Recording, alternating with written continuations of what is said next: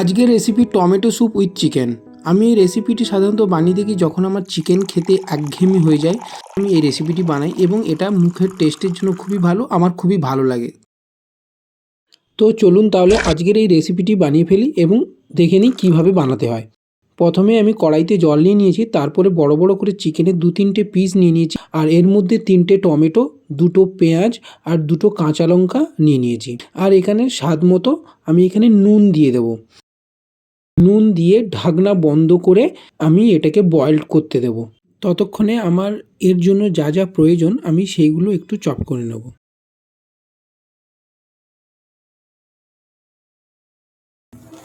আমি এখানে ক্যাপসিকাম, পেঁয়াজ আর একটু রসুনকে কুচিয়ে চপ করে নিয়েছি।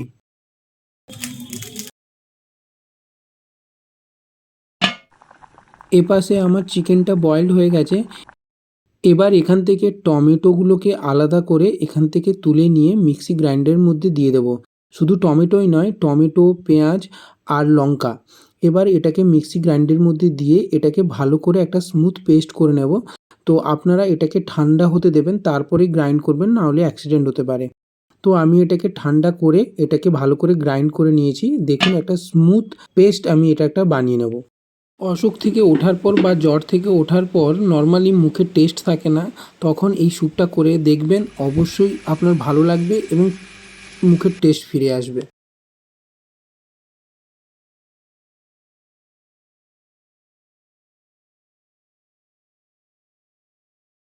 এইভাবে একটা স্মুথ পেস্ট আপনারা বানিয়ে নেবেন, দেখবেন যাতে পেস্টটা স্মুথ হয়। এবার কড়াই থেকে চিকেনগুলোকে আলাদা করে নেব এবং স্টকটাকেও এর মধ্যে আলাদা করে রেখে দেবো।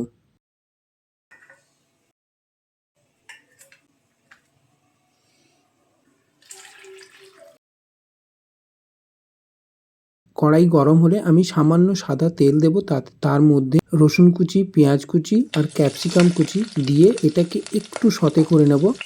হালকা সতে করবেন যাতে ব্রাউন না হয়ে যায়, তাহলে কিন্তু টেস্টটা একদমই চলে যাবে।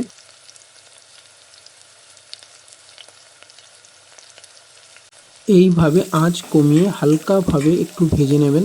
দেখুন আমি হালকাভাবে ভেজে নিয়েছি।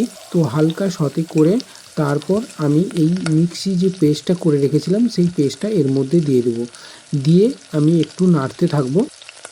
এবার একবার দুবার নাড়ার পরেই আমি এর মধ্যে চিকেন এবং চিকেনের স্টকটা এর মধ্যে দিয়ে দেবো।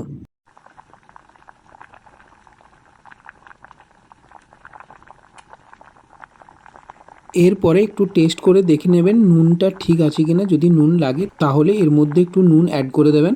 অ্যাড করে এবার এটাকে 5 থেকে 10 মিনিট ফুটিয়ে নেবেন। ফোটানোর পরে আমাদের এই চিকেন স্যুপ রেডি। কথা দিচ্ছি এই স্যুপটা একদমই আলাদা লাগবে। অবশ্যই একবার বাড়িতে ট্রাই করুন, অসাধারণ খেতে। ভালো লাগলে একটু কষ্ট করে সাবস্ক্রাইব করে দিন।